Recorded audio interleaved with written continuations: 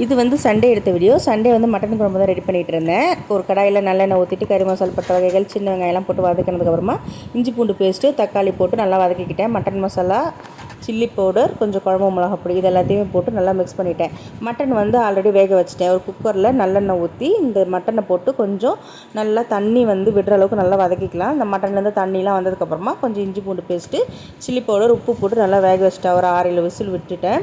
இப்போ அந்த விசில் விட்ட அந்த மட்டன் எடுத்து இந்த குழம்புல ஊற்றிடலாம். ஊற்றி நல்லா தேவையான தண்ணி வச்சுட்டு இது நல்லா கொதிக்கட்டும்.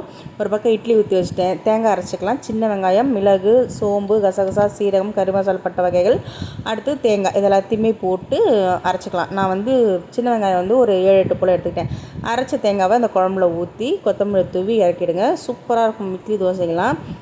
நல்லா கம்மன்னு வாசம். ரொம்ப நாள் கழிச்சு மட்டன் குழம்பு வேறு வச்சிட்டோம்.